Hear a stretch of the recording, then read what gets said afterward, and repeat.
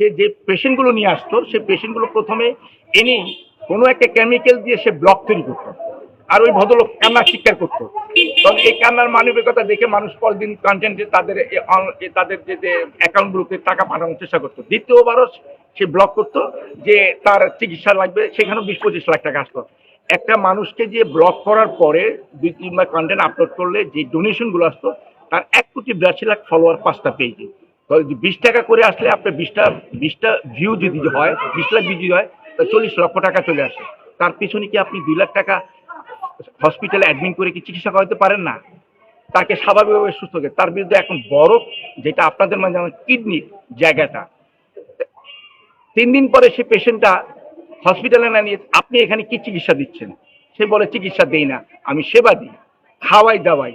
তা খাওয়াই দাওয়ায় ওই জায়গাটাকে ঘাটাকে আরো উদ্বুদ্ধ করে ব্লক তৈরি করে মানুষের কাছে টাকা এনে, সেটা তো ঠিক না। আর মিল্টন সমদ্দারের ব্যক্তি জীবনের যেটা আর্থিক যে নিজের ব্যক্তি, আমি 4 বছরের আগে যে মেসেজগুলো মানুষের সাথে সখ্যতা করে স্থানীয় মানুষের সাথে জানতে পারলাম, সে অভাবগ্রস্ত লোক ছিল।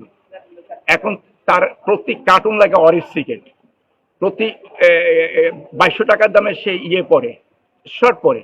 তার ওয়াইফ একজন সাধারণ নার্স, সে নার্স এক্সিও গাড়ি নিয়ে সে হাসপাতালে যায়, তার একটা বডিগার্ড থাকতে হয়। এই ধরনের আগ্রাসন বিত্তশালী কাজগুলো তার অমানবিক জায়গা থেকে, তার লোভ লালসা থেকে তৈরি হয়েছে। তার শিক্ষা জীবনের ব্যাকগ্রাউন্ডটা খারাপ থাকার কারণে নৈতিক চরিত্রটা ছিল নিম্নদিকে। তার যে নার্সিং যে সেবা প্রতিষ্ঠান আছে সেখান থেকে মাসে সে 5-6 লাখ টাকার উপর ইনকাম করে। এখানে আমার একটা কোশ্চেন আছে যে 5-6 লাখ টাকা যদি কোশ্চেন, সে বলছে যে আমার কাছে 7 কোটি টাকা আমার ব্যাংক ব্যালেন্স হচ্ছে। একবার আপনাদের মাধ্যমে জানতে পারলাম 5-6 লাখ টাকা যে সে ডোনেট করে বছরে 60 লক্ষ টাকা বা 72 লক্ষ 63 লক্ষ টাকা ডোনেট করে, তার তথ্য অনুযায়ী এই বিচলিত তথ্যের মধ্যে আপনারা ধরে নেবেন যে আপনি এক সময় অভাবগ্রস্ত ছিলেন, এই টাকাটা কোথেকে আসলো? তাহলে আপনি বৃদ্ধাশ্রম থেকে টাকাগুলো নিয়ে কি করেন? যদি সে বলছে তার যে একটা নার্সিং ব্যবসা প্রতিষ্ঠান আছে সেখানে একটা আপনি ধরেন, আমি জানার মতে তার এখানে 2-3টা মেয়ে কাজ করে।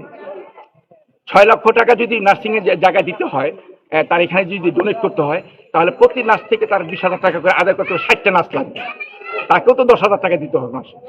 সে 10,000 টাকা নিল, তা 60টা নার্স তো নাই। আমরা আমাদের দেখার মধ্যে 40 থেকে 45টা টোটাল ভলান্টিয়ার সহ ছেলেপেলে আছে। না, আমি আসলে বিষয়টা বুঝতে পারি না। মানে তিনি বলতে চাচ্ছে তার একটা প্রতিষ্ঠান আছে, সেই প্রতিষ্ঠান থেকে মানুষকে সেবা দিয়ে সেখান থেকে উনি ইনকাম করে প্রত্যেক মাসে। প্রতিষ্ঠানেরই কথা বলছি, সেই প্রতিষ্ঠানে 2-3 জন মাত্র লোকের দেখা মেলে, 60 জন লোকের দেখা মেলে না।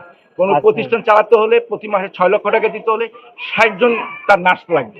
অনলাইনে সে বিভিন্ন হাউস সার্ভিসটা, হোম সার্ভিসটা দিবে, কিন্তু সে 60 জনের জন্য যে ট্রান্সপোর্ট দরকার, সেই ট্রান্সপোর্টটা কিন্তু তার ছিল এখনো নয়। তার যে 5টা গাড়ি, তার মধ্যে 2টো পিক আপ, একটা এক্সিও আর 2টা মাইক্রোবাস, একটা অ্যাম্বুলেন্স, একটা মাইক্রোবাস, সদ্য যেটা ব্ল্যাক। সেখানেও সন্দেহান যে সে ব্ল্যাক মাইক্রোবাসটা দেখাচ্ছে 1 কোটি টাকার উপরে। আসলে কি এটা 1 কোটি টাকা দাম?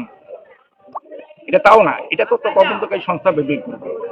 এটার সাথে সম্পর্ক যদি কারো থাকে, এই মিল্টন যে আগ্রাসন ভাব করতো, আমার জানা মতে যদি যে জন প্রশাসনিক শক্তি দেখাতো, দায়িক ক্ষমতা দেখাতো, স্থানীয় কেউ যদি জড়িত থাকে বা দূরের কেউ যদি ক্ষমতাবান লোক থাকে, তাকেও আইনের আওতায় আনা উচিত। আমি মনে করি, কারণ তার উস্কানিতে এই ধরনের আগ্রাসন ভাবটা সে বেশি প্রেজেন্টেশন করে ফেলছে নিরীহ মানুষের।